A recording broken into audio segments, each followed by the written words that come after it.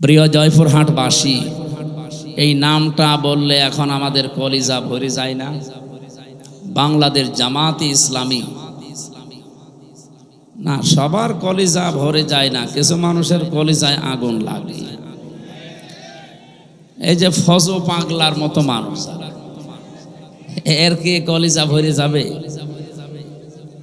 কেডা যেন বানিয়েছে, কে যেন, যে ফতে ফালতু, বর্গের জতে জাউরা, আর লতে লুচ্চা, ফজলু। এ লোকের কপালে মনে হয় হেদায়েত নেই। ও যেভাবে মিথ্যা কথা আরম্ভ করেছে, ও মূল্য বলে বেঈমান হই। এরপরে হারপিক মজুমদার, আমি বাকি নামগুলো নিলাম না, এরকম বহু এরকম শয়তান আছে। এদের কাছে বাংলাদেশ জামাত ইসলামী এই নামটা শুনলে কলিজা ভরে যায় না। মতো বিগয়সিকম, এরা হিংসায় জ্বলে পড়ে মরে। কি কথা বললেন না? এখানে সহ সভাপতির দায়িত্বে আছেন মাওলানা মোফাজ্জল হোসেন, নাকি মুজাফফর হোসেন, তারবিয়াত সেক্রেটারি বাংলাদেশ জামাত ইসলামী কালাই উপজেলা শাখা। এখানে এতক্ষণ পর্যন্ত যারা কথা বললেন, মাওলানা আয়ুব আলী আনসারি, মাওলানা নোমান সিদ্দিকী, মাওলানা আরাফাত হোসাইন, প্রধান অতিথি বিশিষ্ট ইসলামী চিন্তাবিদ, শিক্ষাবিদ অধ্যাপক নজরুল ইসলাম, অঞ্চল টিম সদস্য বগুড়া অঞ্চল বাংলাদেশ জামাত ইসলামী, বিশেষ অতিথি বাংলাদেশ জামাত ইসলামী জয়পুরহাট জেলা শাখার শ্রদ্ধাভাজন জেলা আমির এবং বাংলাদেশ জামাত ইসলামী মনোনীত নমিনি এক আসনের জন্য, মনে হয় 2 আসনের জন্য, জনাব ফজলুর রহমান সাইদ, এক আসনের। এখানে আপনাদের এই আসনের জন্য জামাত ইসলামী, এখানে এটা লিখেছে কারা? এমপি পদপ্রার্থী নয়, উনি নমিনি। এসেছে ভাই, এসেছে। হ্যাঁ, বাংলাদেশে জামাত ইসলামী থেকে যে 300 জনের নাম ঘোষণা দেওয়া হয়েছে, এরা একটাও পদপ্রার্থী না, এরা নমিনি। এরা কেউ পদ চেয়ে নেয়নি বা ওই পদে কেউ দাঁড়ায়নি। কথা বললেন না কেন? এটা শুধু বাংলাদেশে জামাত ইসলামী দেখাতে পেরেছে, অন্য কোনো দল এটা আর পারবে না। আপনি বলেন, এই দেশে 73টা রাজনৈতিক দল এখন কাজ করছে, কোন দল এই যে নমিনেশন ঘোষণা দেবে যার নাম সে জানে না, এরকম কেউ আছে? অন্য দলে এই পদ পাওয়ার জন্য দেখবেন মারামারি করে মরে যাবে। আপনি দেখেন কি শুরু হয়। আমার কুষ্টিয়া 3 আসন সদর, আমার যেদিন নাম ঘোষণা দেয়, আল্লাহর কসম আমি 5 মিনিট আগেও জানি না যে আমার নাম ঘোষণা দেবে। এমনকি 1 সেকেন্ড আগেও আমার জানার সম্ভাবনা নেই, আমি জানিই না। অথচ আমার ওই আসনে অন্য দলের, একটা দলেরই 4 জন দাঁড়াবে। তারা, আমার মনে হয় যদি ঘোষণা আসে, ও যে কি শুরু হবে কিয়ামত। বাংলাদেশে অন্য কোনো মানুষ এটা পারে না, এজন্য তারা পদপ্রার্থী লিখতে পারে। এখানে ফজলুর রহমান সাইদ, রাশেদুল আলম সবুজ, এরা কেউ পদপ্রার্থী না, এরা নমিনি। আগামী থেকে এটা সংশোধন করবেন, কোন জায়গায় যদি দেন বলবেন বাংলাদেশ জামাত ইসলামী, এখানে নমিনি লিখবেন, পদপ্রার্থী আমরা কেউ না। এমনকি আজকে যে বাড়িতে উঠেছিলাম, জনাব সাইফুল ইসলাম এই ইউনিয়নের জন্য বাংলাদেশ জামাত ইসলামী থেকে চেয়ারম্যান নমিনি, উনিও পদপ্রার্থী না। একটাই মাত্র দল, সেই দলে পদ যদি কেউ চায় কিয়ামতের আগেও পাবে। আমি বেশি বললাম, যারা আছে ওদের জিজ্ঞাসা করে দেখেন। পদ তো চাওয়ার সম্ভাবনা নেই, যদি কেউ চায় ও কিয়ামতের পরও পাবে না। আর অন্য দলের লোকে চাওয়া না, আমার মনে হয় চেয়ার দিয়ে মেরে ফেলবে, তাও পদ আমারে দিন। কেন আপনার এত কি দরকার? বাংলাদেশ জামাত ইসলামের আমির যিনি ডাক্তার শফিকুর রহমান হাফিজাহুল্লাহ, আপনারা অন্যদিকে না নিয়ে একটু বিবেক দিয়ে ভাবেন যে আপনি কোথায় আছেন। আপনিও রাজনীতি করছেন, আমিও রাজনীতি করছি, আমার আদর্শ কোথায় আর আপনারটা কোথায়? আমিরে জামাত ঘোষণা দিয়েছে এই দেশে বাংলাদেশ জামাত ইসলামী থেকে যদি কেউ এমপি হয়, মন্ত্রী হয়, ওর 5 বছরে একটা টাকা বাড়বে না, যা আছে আরো কমে যাবে। অন্য কোন দলের লোককে এই ঘোষণা দিতে বলেন তো? আমার মনে হয় বাংলাদেশে তো 73টা দল, যে কোনো দলের প্রধান যদি এই ঘোষণা দেয় যে আমার দল থেকেও কেউ এমপি হলে, মন্ত্রী হলে যদি 100 টাকা নিয়ে এমপি হয়, 5 বছর পরে ওর 90 টাকা হয়ে যাবে, আমার মনে হয় ও দল থেকে কেউ এমপি দাঁড়াবে। এরপরও যদি কারো বিবেক না খোলে, শুধুমাত্র ইসলাম আছে এই কারণে আপনার সহ্য হয় না। এই যে ডাক্তার সাহেদ এ বলেছে জামাত ইসলাম যদি স্বাধীনতা বিরোধী নাও হইতো তাও ওদের আমি ঘৃণা করতাম, কারণ ওরা ইসলাম নিয়ে রাজনীতি করে। বলেন নাউজুবিল্লাহ। এই লোকটা কাফের যদি এটা মন থেকে বলে থাকে যে জামাত ইসলামী বাংলাদেশ এরা ইসলাম নিয়ে রাজনীতি করে, এই জন্য এদের আমি পছন্দ করি না, এদের আমি দেখতে পাই না, ওই লোকটার ঈমান নেই। কারণ ইসলাম নিয়ে রাজনীতি করা লাগবে, এই ঘোষণা কার? আরো জোরে বলেন কার? হ্যাঁ, যৌবন আছে এখনো দাদা। জনাব মনসুর রহমান আমির বাংলাদেশ জামাত ইসলামী কালাই উপজেলা শাখা, জনাব আব্দুল আলিম সেক্রেটারি বাংলাদেশ জামাত ইসলামী কালাই উপজেলা শাখা, আয়োজন করেছে বাংলাদেশ জামাত ইসলামী জিন্দারপুর ইউনিয়ন শাখা। মঞ্চে বসা ওলামা ইকরাম, সামনে বসা মুসলমান ভাইরা, পর্দার আড়ালের সম্মানিতা মা এবং বোনেরা, প্রশাসনের ভাইরা, আমাদের এই কালাই থানার সম্মানিত ওসি সাহেব এসেছেন আজকে, এবং অন্যান্য যারা সদস্যরা দায়িত্ব পালন করছেন। আল্লাহ যে মা তাদেরকে পেটে নিয়েছে, কোরআনের ইজ্জতে হযরতে খাদিজা রাদিয়াল্লাহু কুবরার মতো যেন আল্লাহ বানিয়ে দেন। আজকের এই অনুষ্ঠান যদিও জামাত ইসলামী বাংলাদেশ জিন্দারপুর ইউনিয়ন শাখার উদ্যোগে, কিন্তু এটা দল মত জাতি বর্ণ ধর্ম নির্বিশেষে সবার জন্য। কি কথা বলেন না কেন? এ কোরআন শরীফ কি জামাত ইসলামের? কোরআন শরীফ কি বিএনপির? না, মানুষ যারা তাদের জন্য আল্লাহ কোরআনে আলোচ্য বিষয় দিয়েছেন। রব্বুল আলামিন বলেন হাদা বায়ানুল লিন্নাসি ওয়া হুদাও ওয়া মাউইযাতুল লিল মুত্তাকিন। এই একটা বায়ান, একটা বক্তব্য আমি মানুষের জন্য দিয়েছি। জয়পুরহাটবাসী বলেন তো, কোরআনের বক্তব্য আল্লাহ দিয়েছেন কাদের জন্যে? মানুষের। বলেন বলেন। আমি ওই পর্যন্ত জানি মানুষের জন্য আল্লাহ তার কোরআনে বক্তব্য দিলেন, কিন্তু কোন মানুষ? এটা জীবিত মানুষ হওয়া লাগবে, মরা মানুষের জন্য আল্লাহ বক্তব্য দেয়নি। অথচ বাংলাদেশে বলেন তো এই 15.5 বছর যে অবস্থা গেল, জীবিত মানুষদেরকে আল্লাহর বক্তব্য শোনানো বড় কঠিন হয়ে পড়েছিল। ওরা বলতো আমাদেরকে আপনি কোরআন পড়বেন, কোরআন অসুবিধা নেই, আমার বাবা মরে গেছে, পড়েন। আরে ভাই আপনার বাবা তো মরেই গেছে, এখন আমি পড়ে করব কি? পড়ার দরকার ছিল তখন যখন ও জীবিত ছিল। সময় যেহেতু আল্লাহ পাল্টিয়ে দিয়েছে, ডাকসু আর জাকসুর পরে দেশের চিত্র কিন্তু অলরেডি পরিবর্তন হয়ে গেছে। যদিও আর এখন ওই ফজু পাগলার মতো অনেকে মুখ জোর করছে চাপাবাজি করে, ওর পায়ের তলায় যে মাটি নেই ওটের পাচ্ছে। ওর আমিরে জামাতকে চ্যালেঞ্জ দিয়েছে যে সিলেটে যে 19টা আসন আছে না 17টা আসন আছে, এখানে যে কোনো জায়গায় আমিরে জামাত দাঁড়াবে, ও নাকি সেখানে দাঁড়িয়ে পাশ করবে। আরে ভাই ওরে আপনি আমার কাছে পাঠিয়ে দেন, আমারেও লাগবে না। আমি ফজু পাগলাকে চ্যালেঞ্জ করছি, আমার ছোট মেয়ের সাথেও যদিও দাঁড়াই ফেল করবে।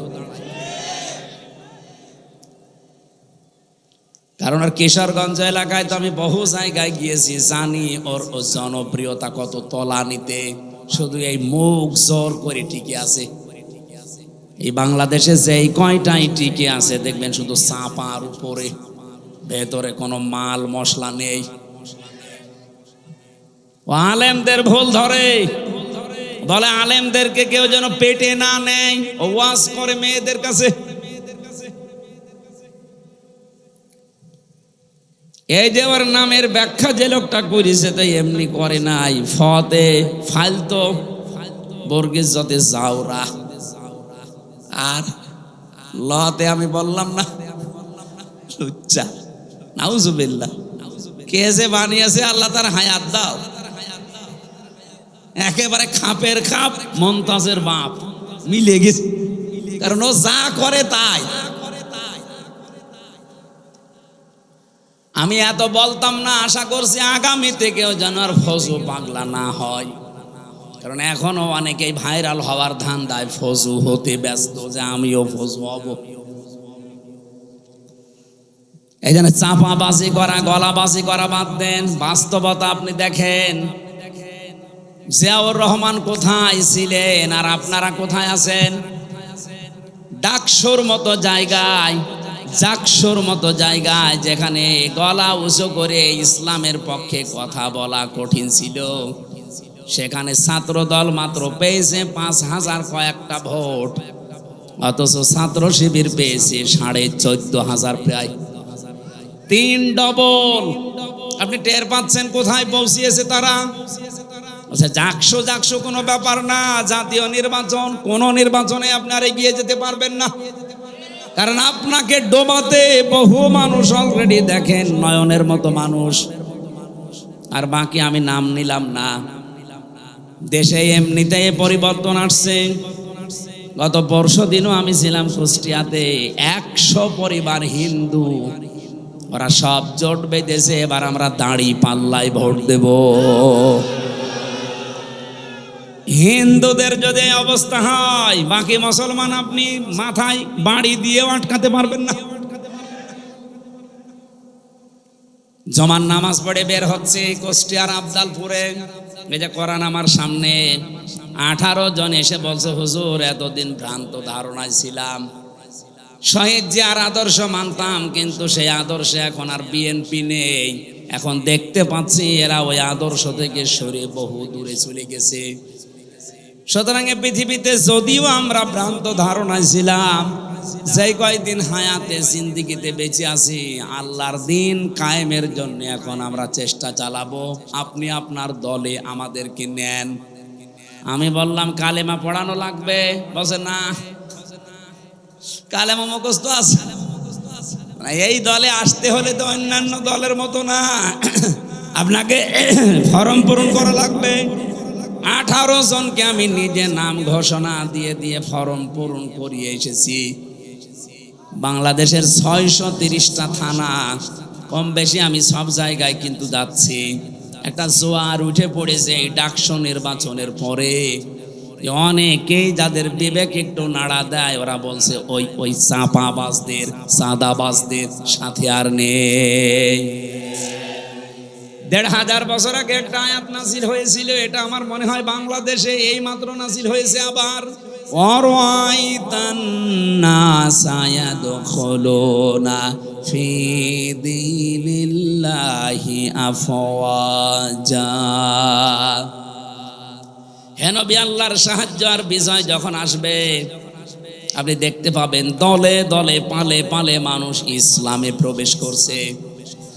আজ বাংলাদেশের অনেকেই মনে করে ইসলাম মানেই এদেশে কায়েম করার মতো শক্তি রাখে জামাত ইসলামী। আমি আজকে আসার সময় একটা আয়াতের ব্যাখ্যা পড়ছিলাম, একটু মিলান তো দেখেন কোন দলে মেলে। সূরা মুজাদালার শেষের আয়াত, লা তাজিদু কওমান ইউমিনুনা বিল্লাহি ওয়াল ইয়াউমিল আখির ইয়াওয়াদুনা মান হাদ্দাল্লাহা ওয়া রাসূলাহু ওয়ালাউ কানু আবাআহুম আও আবনাআহুম আও ইখওয়ানাহুম আও আশীরাতাহুম উলাইকা কাতাবা ফি কুলুবিহিমুল ঈমান ওয়া আইয়াদাহুম বিরূহিম মিন ইলা আখিরি আয়া। এই ভালো করে শুনবেন, যেহেতু কথাটা কোরআনের, কোনো ভেজাল আছে? আমি শুধু বাংলায় অ্যাডভার্টাইজ করছি, তাছাড়া আমারও বাবার কথা না। আল্লাহ পাক বলেন লা তাজিদু কওমান ইউমিনুনা বিল্লাহি ওয়াল ইয়াউমিল আখির, আপনি দেখতেই পাবেন না এমন ব্যক্তিকে, এমন দলকে, এমন জাতিকে যারা আল্লাহ এবং কিয়ামতে বিশ্বাস করে, যে মানুষগুলো পৃথিবীতে আল্লাহ রাসূলের শত্রু, আপনি জীবনেও দেখবেন না তারা তাদেরকে আপন মনে করে, বন্ধু মনে করে, ভালোবাসে মন থেকে। যদিও সেটা তার বাবা হয়, যদিও সেটা তার দাদা হয়, যদিও তার ভাই হয়, তার আত্মীয় স্বজন, স্ত্রী, সন্তান এগুলো হয়। কারণ কি, আল্লাহ পাক এই মানুষগুলোর অন্তরের ভেতরে ঈমান বদ্ধমূল করে দিয়েছেন এবং ফেরেশতাদের দ্বারা তাদেরকে আল্লাহ শক্তিশালী করে দিয়েছেন। আমি সারা দেশের সাথে আয়াতটা মিলিয়ে দেখলাম, এই আয়াত 100 ভাগ এখন মিলে যাচ্ছে জামাত ইসলামী বাংলাদেশের সাথে।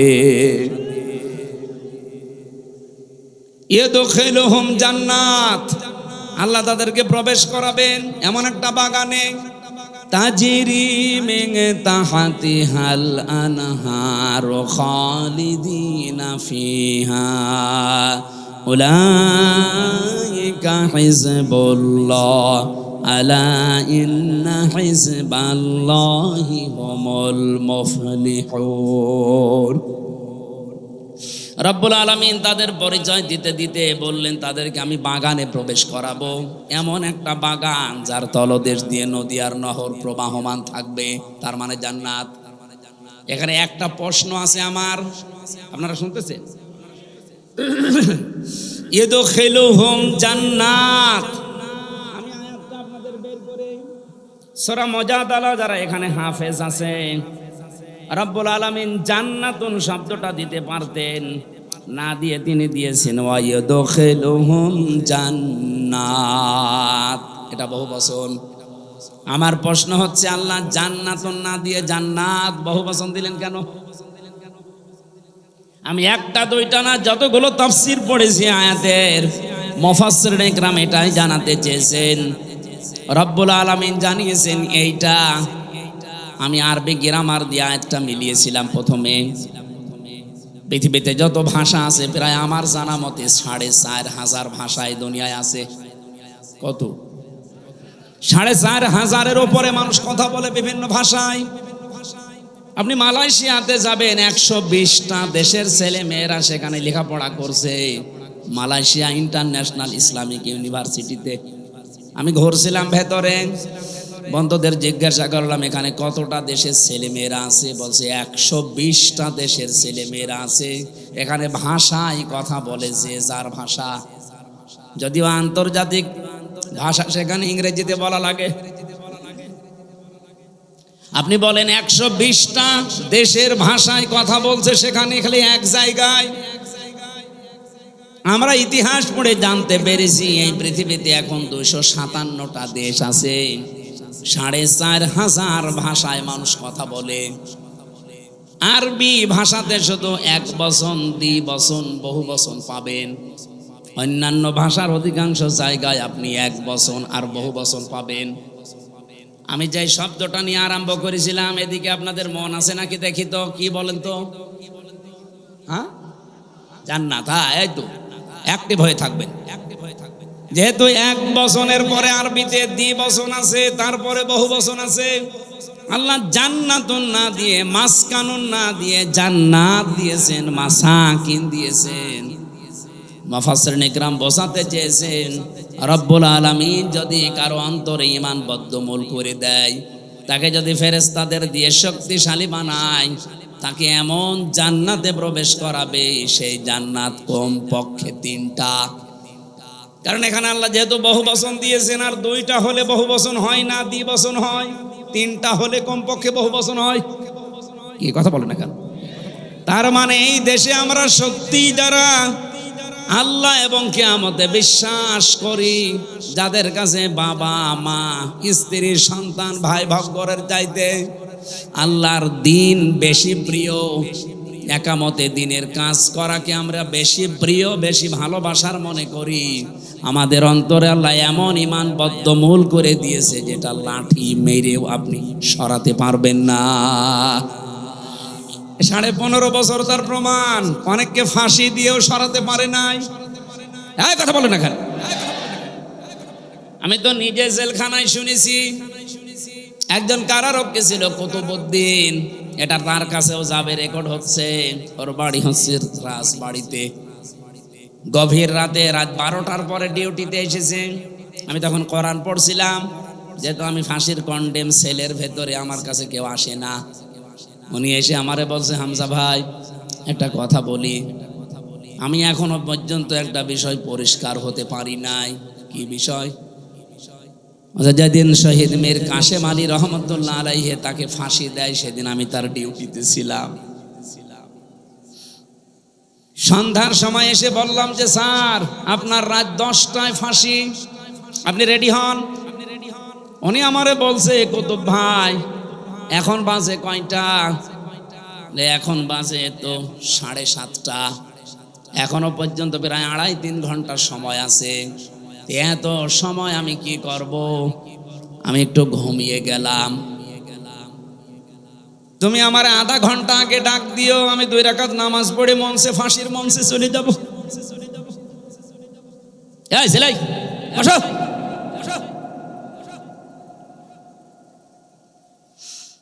জয়পুরহাট বাসে কুতুব ভাই আমারে বলছে, ঠিক দেখলাম লোকটা ঘুমিয়ে গেল। 2 ঘন্টা পরে ওনারে ডাকলাম, উনি ঘুম থেকে উঠলো, গোসল করে ওযু করার পরে উনি দেখলাম 2 রাকাত নামাজ পড়ে নিল। নামাজ পড়ে 1 কাপ চা বানিয়ে, হিটার ছিল ভেতরে, চা বানিয়ে বলছে আপনি নেবেন? উনি বলছে যে আমি চিন্তায় আছি, কিসের চা? যার মাত্র 2.5-3 ঘন্টা পরে ফাঁসি, সেই লোকটা 2 ঘন্টা ঘুমিয়ে গেল। ঘুমাইলো কি করে আমি আজ পর্যন্ত এখনো ভেবে পাইনি। আমারে ঠিক 10টা বাজার 5 মিনিট আগে বলছে সময় হয়ে গেছে, নিয়ে যাবেন না। মনে হচ্ছে শ্বশুর বাড়ি যাওয়ার জন্য ব্যস্ত হয়ে পড়েছে। জেলার আসলো, সুপার আসলো, আরো যারা যে দায়িত্বে আছে, জল্লাদ শাহজাহান, ও এসে চোখ মুখ বাঁধতে চায়, বলে বাধা লাগবে না, জায়গায় নিয়ে চলেন। নতুন জামা কাপড় আজকে পরে, আতর লাগিয়ে মনে হচ্ছে আল্লাহ ওনাকে ডাকতেছে। অথচ ওই সময়ও তার সন্তান ব্যারিস্টার আরমান, সে গুম হয়ে আছে আয়না ঘরে, কোথায় আছে কেউ জানে না। তার নিজের স্ত্রী হাসপাতালের বেডে কাতরাচ্ছে। তার দলীয় লোকজন হাজার হাজার লক্ষ লক্ষ পালিয়ে বেড়াচ্ছে। বলেন তো, এই কঠিন মুহূর্তে মাত্র 3 ঘন্টা পরে যার মৃত্যু হয়ে যাবে, 2 ঘন্টা ঘুম আসার কথা আপনি সহজে বলে ফেললেন। এত সহজ বিষয় না। এটার সম্মুখীন হলে আপনি টের পেতেন যে বাস্তবতা কত কঠিন। আপনাকে যদি আমি এখনই গ্যারান্টি দেই যে আপনি 1 মাস পরে মরে যাবেন, এমনিতেই আমার মনে হয় আপনি 1 মাস যাওয়া লাগবে না, কালকেই মরে যাবেন, টেনশনেই মরে যাবেন। অথচ লোকটার মাত্র 2.5 ঘন্টা বাকি আছে ফাঁসি হতে, 2 ঘন্টা ঘুমিয়েছে ভালোভাবে। আমি ওনারে বলেছিলাম, কারারক্ষী কুতুব ভাই আপনি এখনো পর্যন্ত বুঝতে পারেননি, আমি বুঝে ফেলেছি। 1500 বছর আগে কোরআনে কারিমে আল্লাহ যে আয়াতটাই আমি ওনাকে শুনিয়েছিলাম, উলাইকা কাতাবা ফি কুলুবিহিমুল ঈমান ওয়া আইয়াদাহুম বিরূহিম মিন। রব্বুল আলামিন বলেন, আমি আল্লাহ নিজে এই মানুষগুলোর বদ্ধমূল করে দেই অন্তরের ভেতরে ঈমানটা, এবং ফেরেশতাদের দিয়ে এই মানুষকে আমি আল্লাহ শক্তি যোগাই। যেই লোকটা তার সন্তান ব্যারিস্টার হামজার মতো ছেলে না, একটা ব্যারিস্টার সন্তান, সে গুম হয়ে আছে 8 বছর আয়না ঘরে, কেউ জানে না। স্ত্রী মৃত্যুর বিছানায় কাতরাচ্ছে। লক্ষ লক্ষ হাজার হাজার লক্ষ লক্ষ দলীয় নেতা কর্মী পালিয়ে বেড়াচ্ছে, জেলে পচতেছে। আর এই অবস্থায় তার ফাঁসির আগে যদি এই অবস্থা হয়, আল্লাহর কসম অবশ্যই আমার আল্লাহ ফেরেশতা দিয়ে তাকে সাহস জুগিয়েছিলেন। আল্লাহ এই মানুষগুলোকে এমন বাগানে প্রবেশ করাবে, এই জন্য আল্লাহ জান্নাতুন দেননি, জান্নাত। যেহেতু বহু বচন হতে হলে কমপক্ষে কয় সংখ্যা লাগে? 3। বলেন বলেন। তাহলে এইরকম মানুষদেরকে আল্লাহ জান্নাত একটা দেবে না, কমপক্ষে 3টা জান্নাত দান করবে। আর আমরা হাদিসের ভাষায় পড়েছি, যদি একটা জান্নাত মানুষকে আল্লাহ দেয়, এক একটা জান্নাত হবে এই দুনিয়ার মতো 10 দুনিয়ার সমান। তাহলে 3টা দিলে কমপক্ষে বলেন বলেন 30টা দুনিয়ার সমান জান্নাত আপনি পাবেন। রব্বুল আলামিন বলেন, এমন নদী আর নহর প্রবাহমান করে রেখেছি, খালিদিনা ফিহা, চিরকাল সেখানে থাকবেন, কোনদিন আপনাকে কেউ আর বের করে দেবে না। খালিদিনা ফিহা লা ইয়াবগুনা আনহা হিওয়ালা। আপনি তো বের হতে চাইবেন না, আপনাকে বের করে দেওয়াও হবে না। এতটুকু আল্লাহ যদি শেষ করে দিতেন আমি বলতাম না একটা।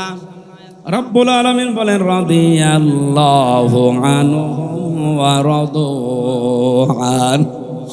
সব চাইতে বড় বিষয়, আমি আল্লাহ নিজে তাদের উপরে রাজি হয়ে গেছি, তারাও যেমন আমি আল্লাহর প্রতি রাজি আছে। উলাইকা হিজবুল্লাহ, এরাই আমি আল্লাহর দল। আলা, জেনে রাখো, সাবধান, ইন্না হিজবাল্লাহি হুমুল গালিবুন হুমুল মুফলিহুন। জেনে রাখো, সাবধান হও, অবশ্যই আল্লাহর দল যারা করে তারা বিজয়ী, সফল কাম। জোরে বলেন সুবহানাল্লাহ। জয়পুরহাটবাসী, আমি শুধু বলার জন্য বলছি না, বাস্তবতা কি? এই দেশে তো কত মানুষকে দেখতে পাচ্ছি, তাদের ভেতরে এই গুণাগুণগুলো আমি পাই না। জামাত ইসলামী বাংলাদেশ এবার এমন একটা অবস্থায় দাঁড়িয়েছে, এই দেশে হয় ইসলাম থাকবে, নাই অন ইসলাম থাকবে। আমরা বদরের ময়দান দেখিনি, কিন্তু সামনে এবার বদর বাংলাদেশে তৈরি হবে। বদরের ইতিহাস পড়েছি। হযরতে আবু বকর তার সন্তান আব্দুর রহমানের বিরুদ্ধে দাঁড়িয়েছিলেন, স্বামী দাঁড়িয়েছিল স্ত্রীর বিরুদ্ধে, দোলা ভাই দাঁড়িয়েছে শালার বিরুদ্ধে। হযরতে আবু বকরের সন্তান আব্দুর রহমান বাড়িতে এসে বলছে, আব্বা, বদরের ময়দানে যুদ্ধ যখন চলছিল 3 বার তোমাকে আমি দেখতে পেয়েছি, কিন্তু একবারও কিছু বলিনি, তুমি আমার বাবা, এই জন্যে। অন্য কেউ হলে আমি তাকে জবাই করে ফেলতাম। হযরতে আবু বকর বলে, সন্তান, 3 বার আমাকে দেখার পরও তোমার কিছু মনে হয়নি, তুমি আমাকে ছেড়ে দিয়েছো বাবা বলে। আল্লাহর কসম, আমি যদি তোমার একবার ওই যুদ্ধের ময়দানে দেখতে পেতাম, একবার এই 2 খণ্ড করে ফেলতাম। বলেন তো সেই অবস্থা এখন সামনে আসতেছে কিনা? এদেশে আর কোনো দল নেই, বাংলাদেশে হয় আল্লাহর দল, নাই শয়তানের দল।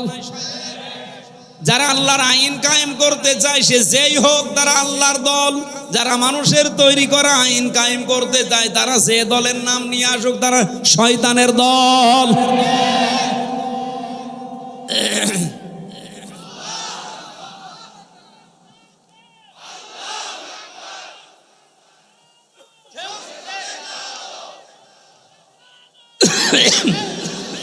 সুসংবাদ শোনাচ্ছে, কাতাবাল্লাহু লা গালিবান্না আনা ওয়া রুসুলি ইন্নাল্লাহা কাওয়িয়্যুন আজিজ। আল্লাহ পাক বলেন, আমি লিখে দিয়েছি, আমি সই করে স্বাক্ষর করে দিয়েছি যে আমি আল্লাহ এবং আমার রাসূল যারা, তাদের আমি বিজয়ী করব, তারা বিজয়ী হবে। এই গ্যারান্টি কার? এই জন্য চর্ম চোখে যদিও উল্টা পাল্টা কিছু দেখেন, এগুলো সব মরিচিকা। সর্বশেষ বিজয়ী হওয়া আমার আল্লাহ এবং রসুলের দায়িত্ব। যেহেতু রসুল নেই, এই জন্য আল্লাহ রসুলই বহু বচন দিয়েছেন। আল্লাহ বলেন, আমি লিখে দিয়েছি, বিজয়ী হওয়া, লা আগলিবান্না লামে তাকিদ নুনে সাকিলা, আল্লাহ গ্যারান্টি দিয়েছেন দুইবার যে অবশ্যই আমি আল্লাহ বিজয়ী হব। এবং আমার রসুলরা, যেহেতু রসুল এখন পৃথিবীতে নেই, রসুলের উত্তরাধিকারী যারা আলেম, এই মানুষগুলোর সামনে বিজয়ী হবে। এই জন্য অনেকেই চিন্তা ভাবনা এখনো আছেন যে না জানি যদি এবার পাস না হয় তাহলে আমার ইমামতি থাকবে। তো আপনি ইমামতি নিয়ে আসেন, আর আপনার এই ধারণা কেন তৈরি হয় বলেন? 92% মুসলমানের এই দেশ, 1 বছর 1 মাসে, 1 বছর 1 মাস 7 দিনে যে পরিবর্তন হয়ে গেছে অলরেডি এ দেশের মানুষ সবাই বুঝে ফেলেছে এই দেশ এবং এই মানবতা বাংলাদেশে ইসলামের কাছেই নিরাপদ। অন্য যে যাই বলুক না কেন, চেতনা বিক্রি করে অনেকে 71-এর, অনেকে বিভিন্ন চেতনা নিয়ে আসে সামনে, এগুলো সব ধোঁকাবাজি প্রতারণা ছাড়া আর কিচ্ছু না। কারণ যারা অন্য মানুষ, এদিকে তাকান, আমি খোলামেলা বলছি, বাংলাদেশ জামাত ইসলামী বাদ দিয়ে বলেন তো যারা আজ রাজনীতি করছে জেনারেল ভাবে, কোন আদর্শ আছে তাদের? তারা যে আদর্শ নিয়ে রাজনীতি করতো সেই মানুষটার উপরেও তারা নেই। আমি নিজে শহীদ জিয়ার নামে দোয়া করতে শুনেছি কাবার ইমামকে। বঙ্গবন্ধুকেও মেরে ফেলা হয়েছে, জিয়াউর রহমানকেও মেরে ফেলা হয়েছে। বঙ্গবন্ধুর নাম আজ পর্যন্ত কেউ বলে নাই যে শহীদ বঙ্গবন্ধু, বলেছে? বলে না। কিন্তু শহীদ জিয়াউর রহমান বলে, কারণ তার কাজকর্ম, ভেতরের অবস্থা আমি জানি না, কিন্তু বাহ্যিক কাজকর্ম, অ্যাক্টিভিটিস তার ইসলামের পক্ষে ছিল, ভারতের বিপক্ষে ছিল। এখন যারা তার নাম নিয়ে আদর্শ নিয়ে রাজনীতির মাঠে নেমেছেন, এর অনেকে এখন আছেন সবগুলো দাদাদের প্রেসক্রিপশন অনুযায়ী চলে। এই জন্য দেশের মানুষের মন থেকে তারা আস্তে আস্তে উঠে যাচ্ছে। না যে ডাকসুর মতো জাকসুর মতো জায়গায় একটা সিটও তারা পায়নি। 28টা সিটের শিবির পেয়েছে 23টা, আর স্বতন্ত্র পেয়েছে 5টা। 23 আর 5 কত হয়? ওরা একটাও পেল না। জাহাঙ্গীরনগর বিশ্ববিদ্যালয়ে 21টা পেয়েছে শিবির আর 5টা পেয়েছে স্বতন্ত্র যারা, তারা। আপনারা একটাও পাচ্ছেন না, এরপরও মুখ জোর করেন। কোথায় আছেন আপনি টের পাচ্ছেন? এই আপনার রাজনীতি, এ আপনার আদর্শ। কি করলেন 1 বছর 1 মাস 7 দিনে? শুধু চাঁদাবাজি ছাড়া কি উপহার দিয়েছেন জাতিকে? পাথর দিয়ে মানুষ মারে, কথা বলেন না কেন? আজকেও না কালকে দেখলাম ফরিদপুরে একজনের ঠ্যাঙের উপরে হাতুড়ি দিয়ে মেরে ঠ্যাং ভেঙে দিচ্ছে, চাঁদা দেয়নি এই কারণে। এই একটা কথা হলো? মানুষ এখন আর বোকা নেই, আর আগস্টের 5 তারিখের আগেও নেই। মানুষ এখন সচেতন, এ কিন্তু বুঝে ফেলেছে। আমার তো মনে হচ্ছে সামনে বাংলাদেশে একটা নীরব বিপ্লব হবে বাংলাদেশ জামাত ইসলামীর। এখনো যদি আপনি সেই ভারত প্রেম নিয়ে থাকেন হাসিনার মতো, আপনিও ডুববেন। আশা করছি আপনারা ফিরে আসবেন। এরপরও যদি কেউ না আসে, সে তার কপালে আগুন লাগাবে। দেখেন না নেপালে কি হয়েছে? পানির ভেতরে মন্ত্রীদের চুবাচ্ছে, খা পানি খা। ভারতে আরম্ভ হয়েছে, ভারতে মোদির বাড়ি ঘর পর্যন্ত এখন আক্রমণ চলছে। হবে 100%, কারণ আল্লাহর ঘর মসজিদ ভেঙেছে। বলেন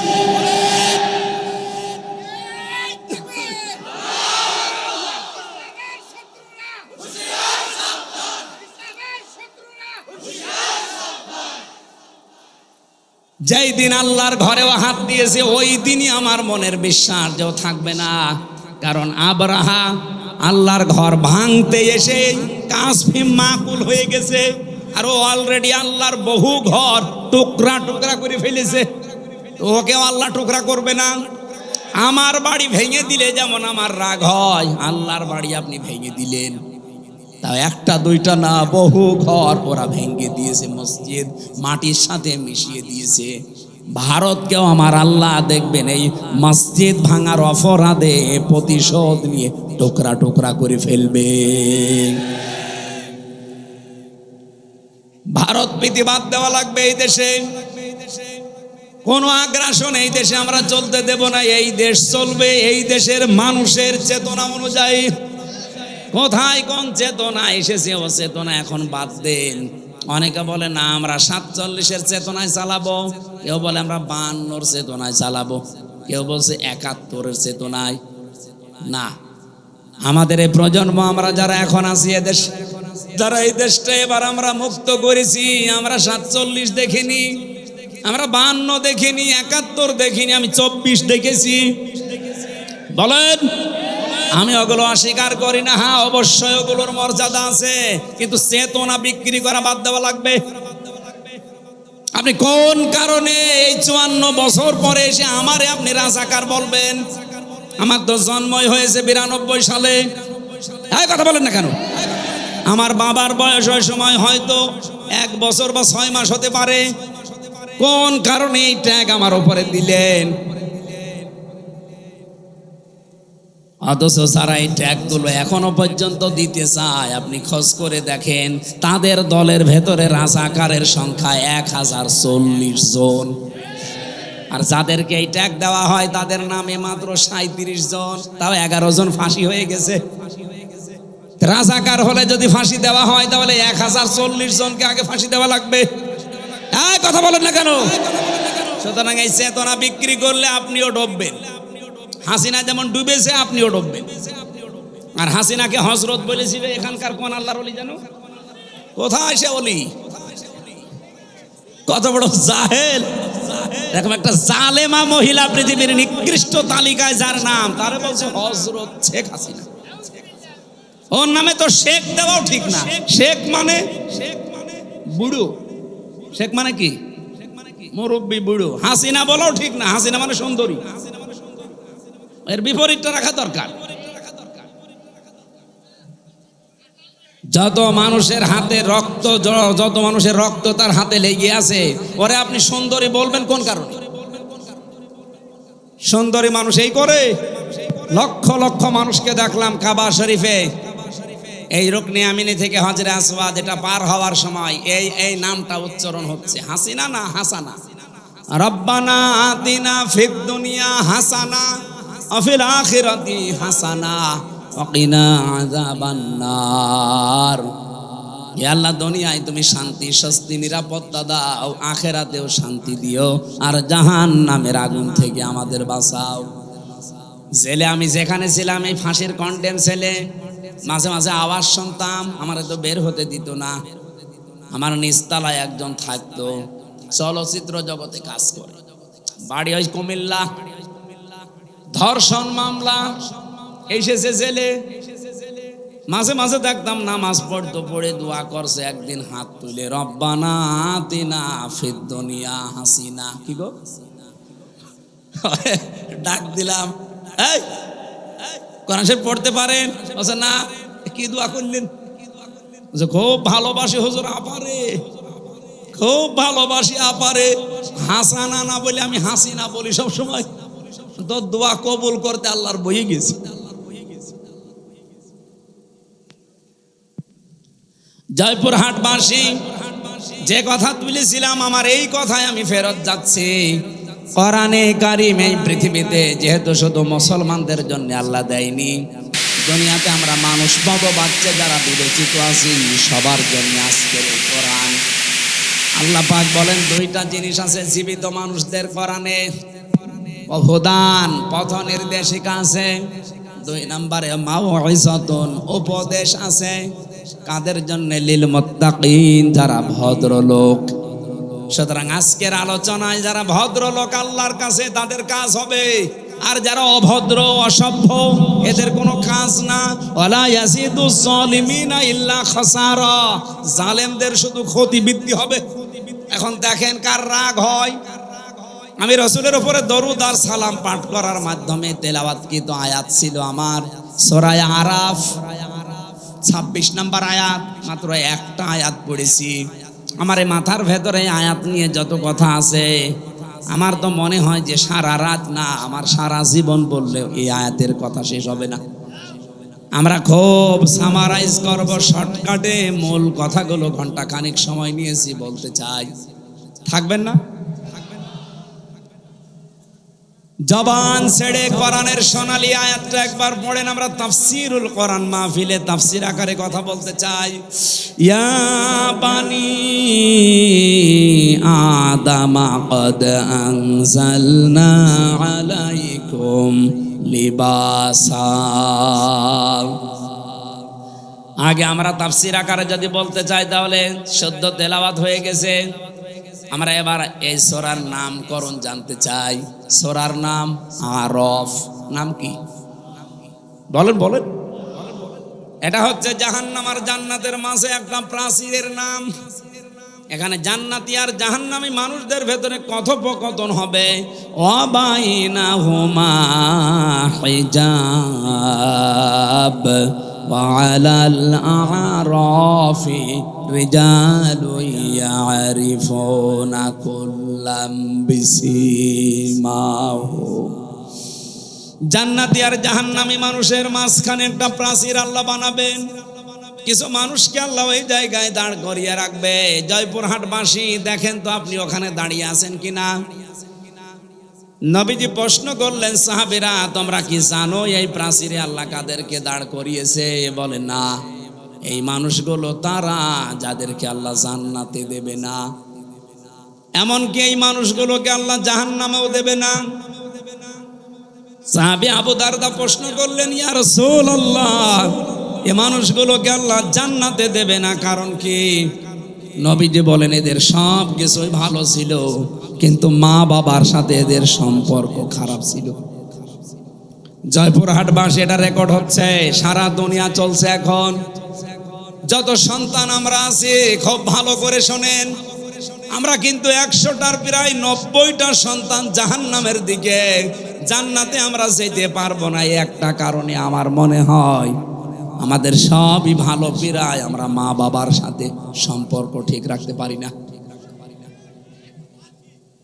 এটা সম্পর্ক ঠিক রাখা এবং তাদের পেছনে খরচ করা, তাদের সেবা করা, সাধ্য মতো তাদের খেদমত করা, এটা আমরা 100 জনের 90টা ছেলে মেয়ে পারছি না।